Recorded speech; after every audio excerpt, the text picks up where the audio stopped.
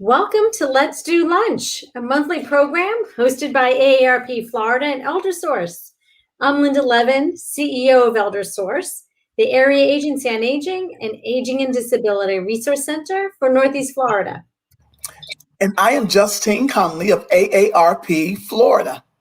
Welcome. For almost a year now, AARP and ElderSource have presented Let's Do Lunch as a way of offering older adults some wonderful, entertaining topics. We've had great guests who have shown us ways to have fun, stay connected, and given us important information that keeps you informed, happy, and healthy. And you know what? I have enjoyed every one of the programs. I've learned something every time, and today will be no different. And so today we have with us Ms. Leslie Wheeler, a Florida master naturalist and a very active member of the Florida Trail Association. Welcome, Leslie, and thank you for being here. Oh, my pleasure. Thank you, Justine, Linda. So please tell us a little bit about yourself, if you would, Leslie. Sure. I have been a member of the Florida Trail Association for at least 25 years now. The Florida Trail Association is the only statewide hiking association in Florida, and our mission is to build and promote, maintain the Florida National Scenic Trail, which is a 1,600-mile hiking trail that runs the length of the state. We have 19 chapters, and through my involvement with that organization, I have taken out lots of people on hikes in and around Jacksonville, where I live. Wonderful. That's great. You know, I think fresh air and enjoying the outdoors is great for the mind, the body, the spirit. What are some other reasons people might want to go for a hike or a walk? And would think that hiking or a nice trail walk would be a good for maybe a workout? So sure, there's lots of reasons why I enjoy hiking, with other people. I just listed a couple here on my slide. By the way, these lilies were taken this picture was taken by a friend of mine on the Florida Trail along the Swanee River over in the White Springs area. Oh, wow. So that for me is the most important thing I love going hiking because I get to be out in nature. And I was a biology major in college, and I've worked in a hospital my whole life. So I have a bent of a scientist in me, and I love getting out in nature and seeing how plants and animals are. But yeah, hiking, you can meet new people. I have met so many people that I would have never met otherwise hiking through Florida Trail. And I've learned new skills. And mostly my appreciation for conservation has enhanced over the years. And also it's cheap. You talk about, well, it is. A lot of hobbies are expensive. Golf is golf gets you outdoors, and I like to play golf, but it's a pretty expensive sport. Hiking is cheap. You don't need very expensive gear to get outdoors, and you don't have to go far either. Thank you. I have loved. We have a partnership with Timaquan Park Association, and yeah, they're great. We do a monthly when we're in person, a monthly walk, because we value that time of getting outside and helping folks get the fresh air. So now let's move into. So what should you wear if you're going to go hiking? Do you need, like you said, you need special gear? And here's the other big important piece. What do you need to avoid blisters for your feet and what you're going to wear as you go hiking? Okay, great questions. This is a picture of my friend Janie, and this gentleman that's in the back, his nickname is Keystone Grasshopper. His real name is Mike. We were hiking with a group of about 20 plus people a couple weekends ago at Camp Blanding. It was National Trails Day. Our local chapter we had 5 different hikes going on around the area at that time. So it was a great day, but I use this picture to show you what kind of clothes to wear. And again, you do not have to spend an arm and a leg to have the right kind of clothes, but it's important that you know what to wear in Florida. We're getting so many new people from outside of the state, even outside of the South. And so they're not used to humidity. They're not used to mud.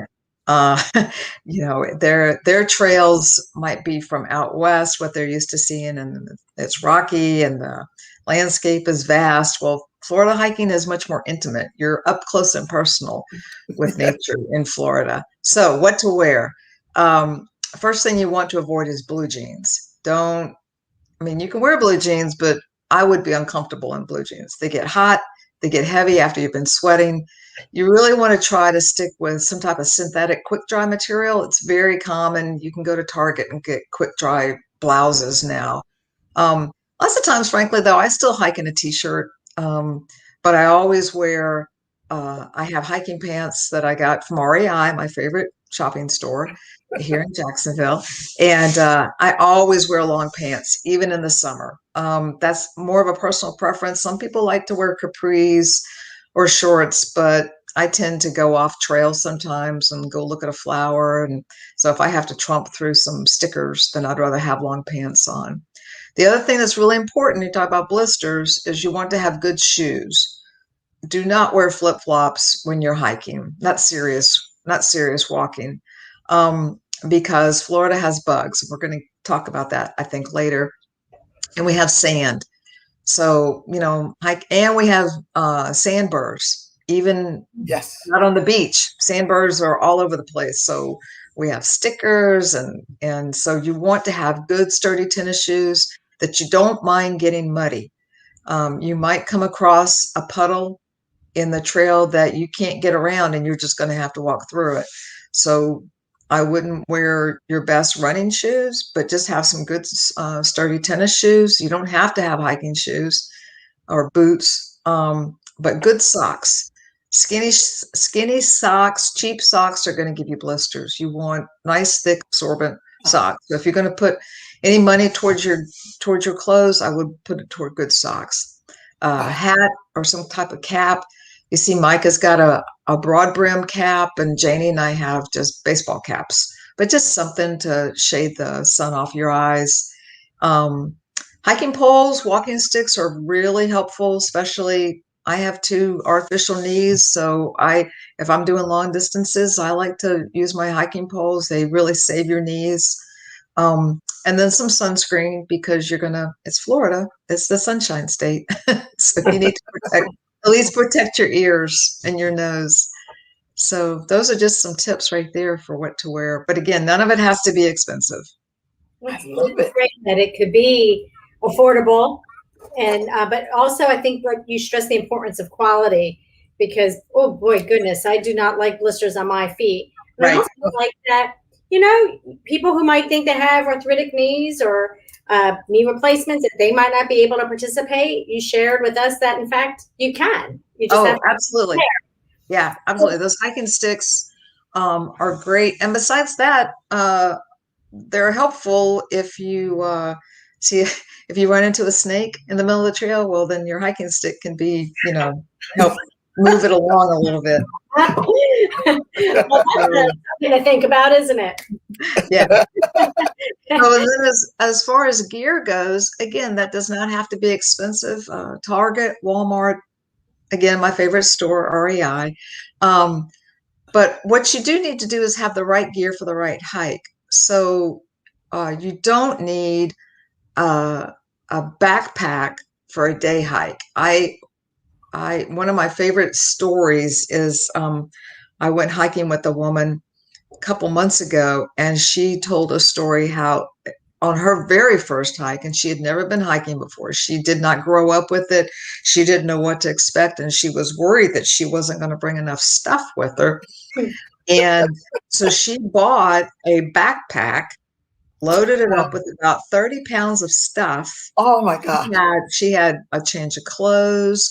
She had extra food. She had all this additional things that she thought she needed. Wow. And she was miserable on her little 3-mile hike that she went with some friends on.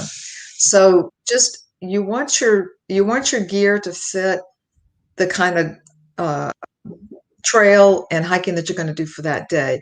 You can't really see it that well in this slide, but that little orange thing is really handy. That little orange thing is that is a like a holster that you can just put a water bottle in. So instead of having to carry it with your hand the whole time, you can just carry it that way, and that way your hands are free. So that's handy. The black pack is a Fanny Pack. I mean, I remember when we all had those in the 70s, but now they're actually for hiking and they get pretty elaborate. But that's another way to carry your snacks and your water. And then if you're going to go for a longer hike, there's lots of day packs out there. If you're like me, you're going to end up with several different kinds of packs. I probably have 5 different kinds of packs. It just depends on what kind of trail I'm going to be on. So as far as first aid, so my friend who had never been hiking before, she thought she needed all this stuff. The only thing she knew about hiking was what she'd seen on a Subaru commercial. So you don't need a lot of stuff, especially if we're just talking about day hikes. And so as far as first aid, take just a couple of aspirin, some Advil if you think you're going to get a headache or something like that. Be prepared. Don't bring the whole bottle. Just bring a couple. So you want to kind of scale down what you carry.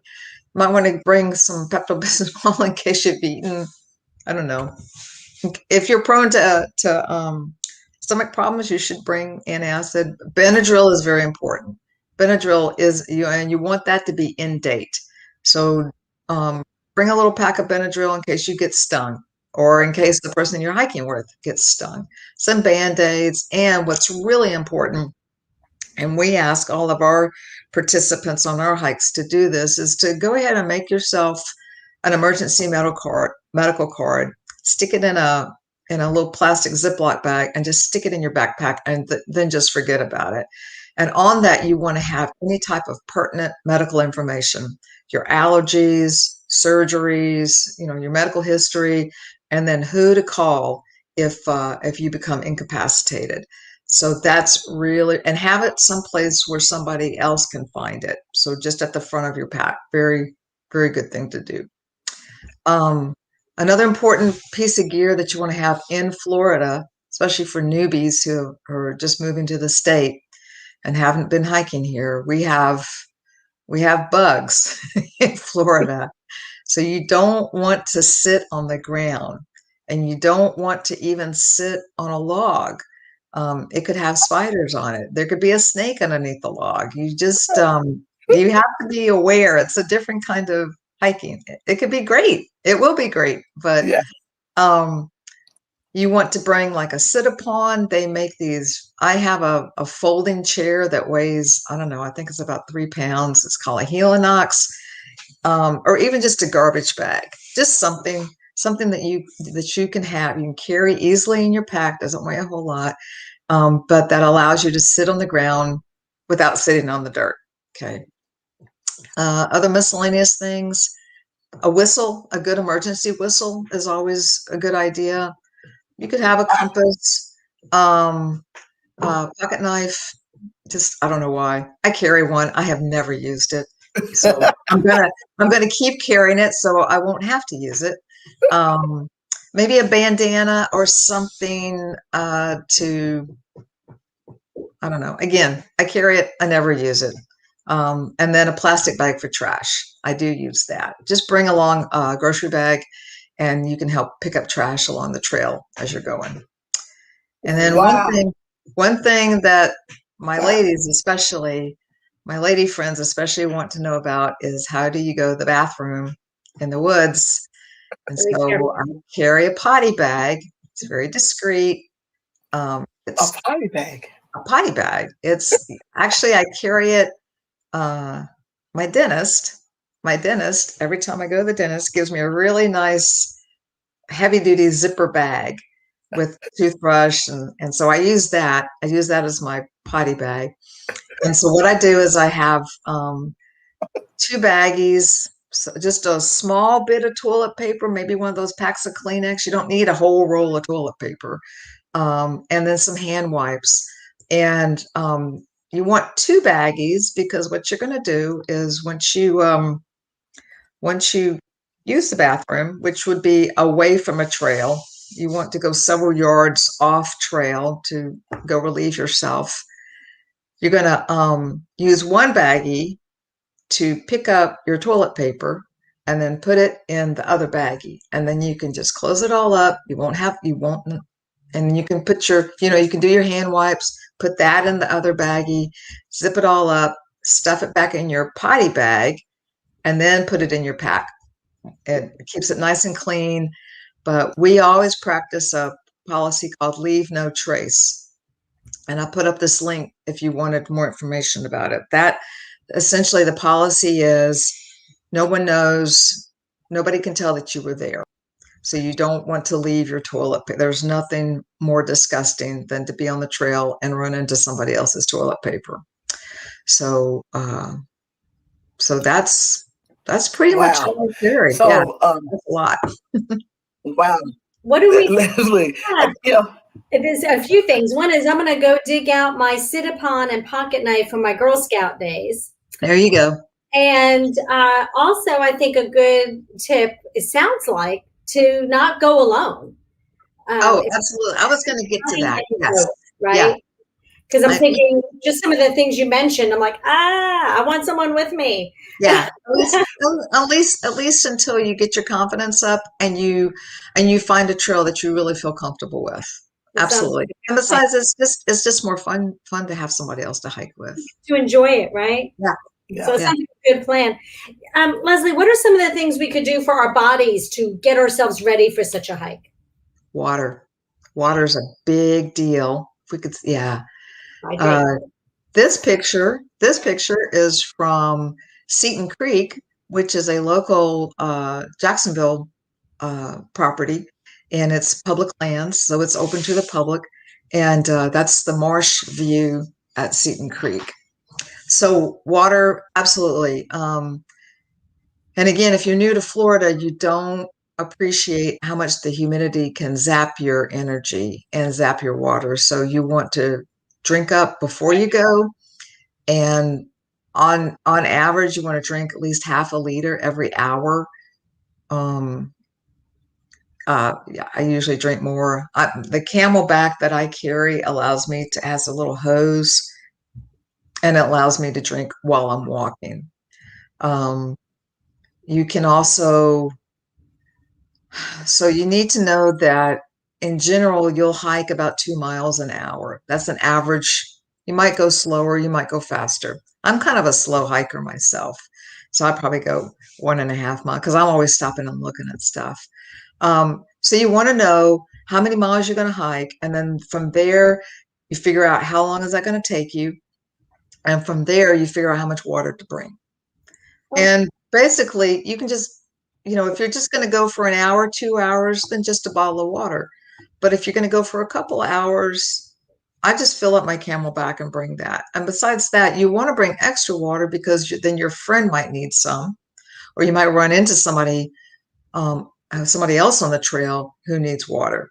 So it's dehydration is a very serious health threat, and you don't want to get into that situation.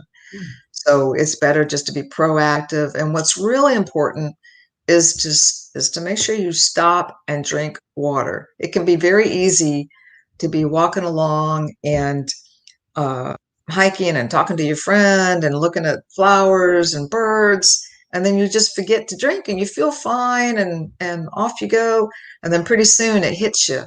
So so when we hike, we will stop the group and drink water at least once an hour, because some people won't drink.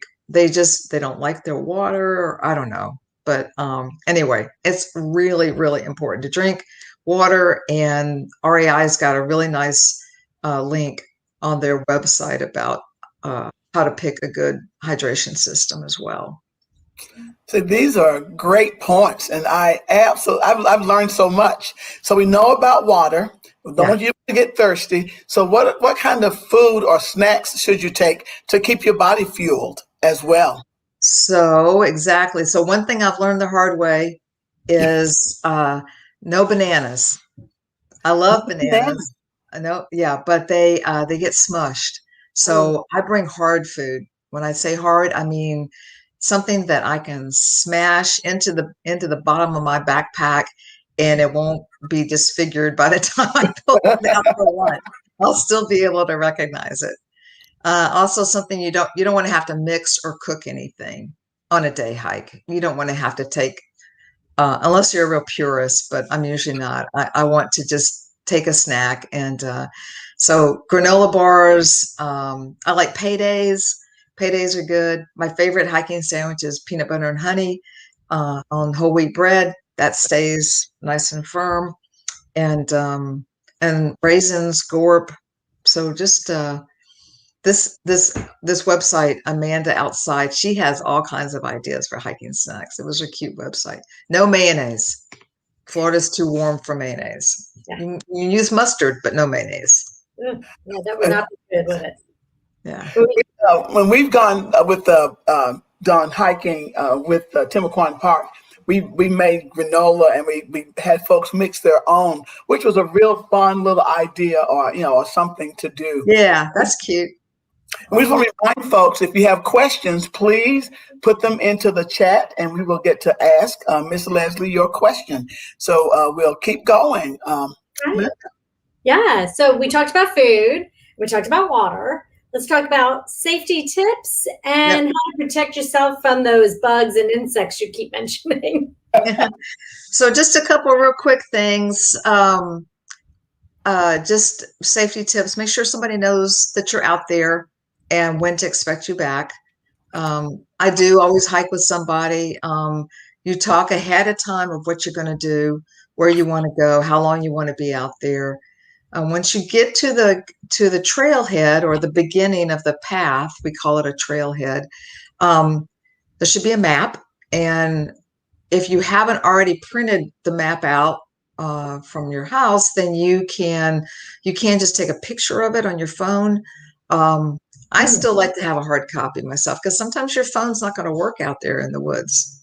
Make sure you know where your car keys are and make sure that you can get to them by the time you come back, because you're going to want to get in your car as soon as you get back. You're going to be tired and sweaty and you're going to you don't want to have to hunt for your car keys. Check the weather before you head out. Florida, at least in North Florida where I am, it can be very sunny in North Jacksonville and pouring rain south of town. So just because somebody says, oh, it's sunny in town, make sure you look where you're going and see what the weather is in that particular location. Make sure you charge your phone, have it charged before you leave, or you can bring a portable charger as well. And then also check on parking access. Make sure that wherever you're going has plenty of parking, safe parking. And then critters, I could talk a lot about these, but I'll try to keep it brief. Ticks, you can see ticks, okay? Even the little tiny ones, you can see those on you. Chiggers, however, you cannot see. They're called red bugs, but you won't be able to see them, but you'll know by that night that you have some. So here's what you can do for those two little guys. You can use DEET. It's a chemical, I know, and some people don't like to use chemicals, but honestly, in Florida, I just don't know. I have not found a holistic formula that works well against ticks and chiggers. So I use DEET on my skin. I use the yellow bottle is permethrin for your clothes. And some people use a sulfa powder and they'll sprinkle that around their shoes and their socks. That can be a deterrent also for ticks. Ticks are not awful, but if you get bit by a tick, you just want to make sure that you get it off of you, all of it, within within a couple of hours. It doesn't mean if you come home with a tick, that doesn't mean you're going to get Lyme disease necessarily. But you need to, do a tick check and make sure you get them all off. Snakes, I've never had an issue with snakes. I have seen snakes, but I have never had an issue with snakes because I give them lots of room. Spiders, same way. And feral hogs, just to let you know, we have hogs in Florida. Yeah, they're left over from, pioneers and I don't know, maybe even the Spanish. They're pretty shy, but you might hear them. You might hear them. And then alligators, I put this on the list for the newbies. I've never, knock on wood, I've never had an issue with an alligator. So if you're new to Florida and all you've read about is how many alligators we have, they're not everywhere. Okay, so don't let the fear of alligators keep you from hiking. Excellent. Wow. Okay, so we've heard about what to wear, hydrating, making sure that you have some snacks and some food to fuel you. Now, talk to us, if you would, Leslie, about places where you can go hiking. There's lots of places, Justine. Lots of places. People think of Florida as Disney World and beaches, and there's so much more to the state. Absolutely. We have unique, very unique geology, and we have very unique flora and fauna here on this state. So it's a beautiful place to go explore. I'd encourage everyone to go to our website, the Florida Trail, and we have a map. You can also get connected to, we have 19 chapters around the state, and all those chapters are full of great people who just love to go hiking. And if you get involved in one of our chapters, I guarantee you that you'll find great places to hike around Florida. State parks also have lots of trails. The Office of Greenways and Trails has a website, including trail guides. And Sandra Friend, I have to give a shout out to a friend of mine. She is a member of the Florida Trail Association, but she's also a professional nature writer. And she maintains a fantastic website called floridahikes.com. And she covers the entire state. And she has books about trails she has regional books for where to go hiking. So that would be a great resource as well for you. Other places, the Florida Wildlife Commission, their website, all of the regional water management agencies have public lands, and then I would check out your local city, county parks. And then finally, like our own North Florida Land Trust has a piece of property called Bogey Creek in North Jacksonville, and it's a 1 mile hike. It's just a loop, but you feel like you're out in the middle of nowhere, and you go through a swamp and some uplands, and then you come out to a marsh. It's a great hike. So go visit your land trust too. I want to do that. That sounds wonderful. Leslie, what about handicap accessible trails for? Yeah. Where might someone find a hiking group maybe to join if they don't want to go alone and they don't know someone to go with them? Right. So again, the Florida Trail Association, you could hook up with one of our local chapters. The Sierra Club around the state, they also do a lot of hiking. They take groups out. Audubon is another, your local Audubon chapter would also know of places to go. Okay. There's a Native Plant Society group in the state. They have local chapters and they go to different places. So all these nature groups get outdoors. And so a hike doesn't have to be hiking for distance. A hike can be hiking, walking in nature for just a short distance and just soaking it all in, enjoying it. As far as another place you can go to find groups of people would be Meetup. That's a website like Facebook, Meetup. I would caution your viewers though to make sure that it's you can look at the Meetup group and see how active they are and how legitimate they look. You know what I mean? Yeah. So you want to be with a safe group, a safe, fun group. like us, the Florida Trail Association. Right. And if you needed a handicap accessible trail. Oh, I'm sorry, I didn't answer your question. Okay, so handicap. I would say that on when you're researching, which you would do when you're researching your trails on the website, you'll be able to find that there's a little wheelchair icon on the map, and so that would mean that that trail is wheelchair accessible. So all of the city, county, state parks would use that icon. I will say, like, the Florida Trail has sections of it that are wheelchair accessible. We have sections that are paved bicycle trails. So that's another way of getting out. You may not want to ride your bicycle, but you can certainly walk on those paved trails as well.